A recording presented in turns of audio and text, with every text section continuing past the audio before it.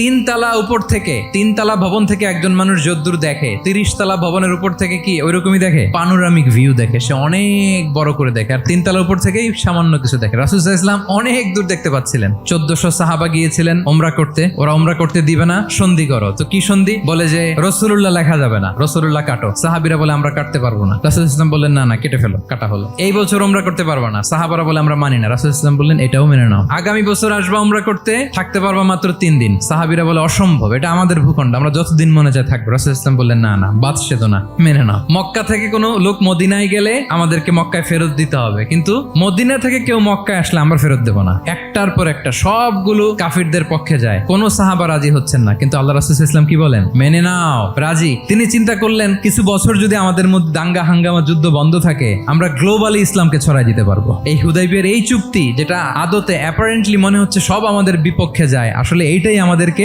ভূমি ধস জয় এনে দিবে, এবং সেটাই হয়েছে। আল্লাহ তাআলা এই পৃথিবীটাকে ফোল্ড করে ছোট রেপ্লিকা বানিয়ে আমার সামনে তুলে ধরেছেন। আমি পৃথিবীর প্রাচ্য পাশ্চাত্য সবটুকুন দেখেছি, আর আমি যদ্দূর দেখেছি ঠিক তদ্দূর জায়গায় আল্লাহ তাআলা লা ইলাহার বাণী পৌঁছে দিবে। এমন কোনো কাঁচা ঘর, পাকা ঘর, কোনো জঙ্গল, কোনো পাহাড়, কোনো ভূখণ্ড, এই পৃথিবীতে কোনো এমন কোনো জনপদ থাকবে না যেখানে ইসলামের বাণী পৌঁছবে না। সে 1400 বছর আগের কথা।